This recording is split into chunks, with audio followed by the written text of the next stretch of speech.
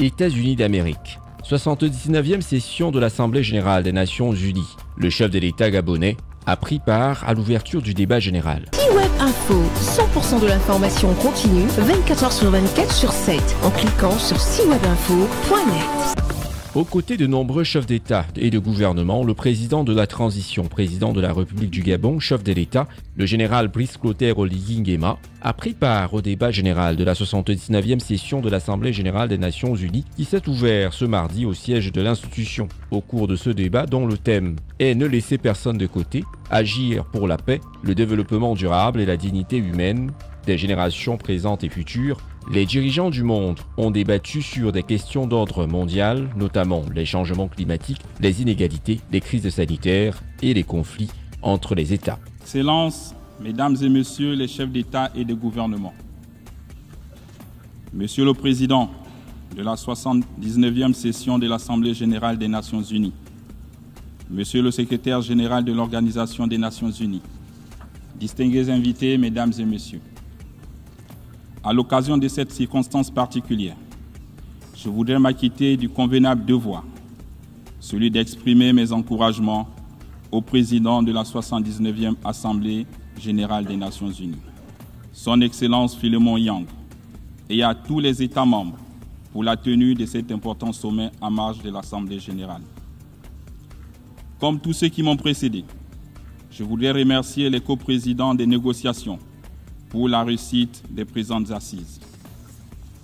Monsieur le Président, depuis mon entrée en fonction, le Comité pour la restauration des institutions démontre non seulement sa volonté de restaurer les droits fondamentaux des citoyens, mais aussi d'implémenter les réformes significatives visant à améliorer leurs conditions de vie, tout en respectant nos engagements à l'international. Ce processus, tout aussi inclusif, est une promesse d'espoir qui passe nécessairement par une gouvernance transparente et responsable, renforçant ainsi la confiance entre les peuples et les dirigeants.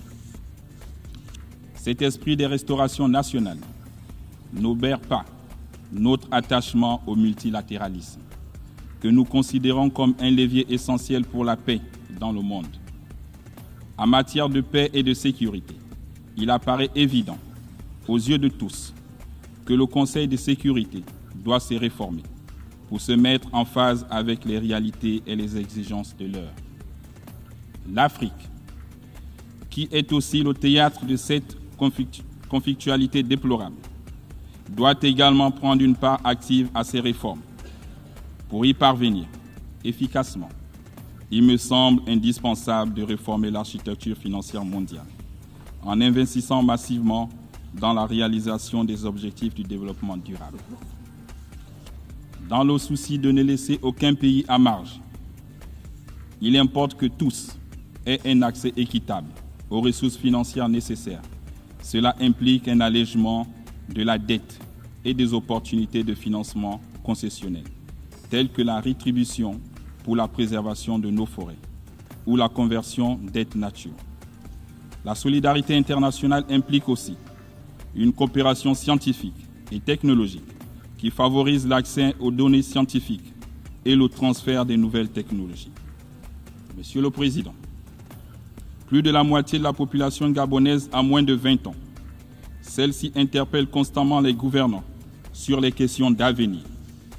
C'est pourquoi j'accueille avec satisfaction notre engagement pour le pacte de l'avenir, à renforcer de façon significative la participation des jeunes au niveau international.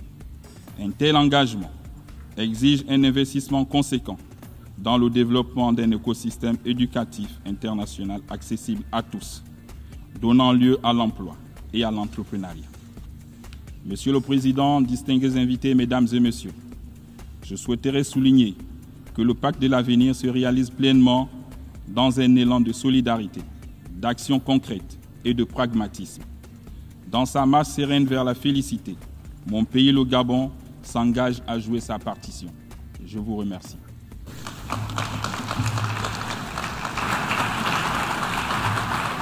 Le secrétaire général des Nations unies, M. Antonio Guterres, a lors de son intervention dénoncé le degré d'impunité d'un monde dans lequel les violations menacent les fondements du droit international et de la Charte des Nations Unies. Retrouvez toute l'actualité afro-mondiale en ligne et en multidiffusion sur C-Web Info et plateformes digitales, Facebook, YouTube, Instagram et en simultané sur Radio Voltage 2.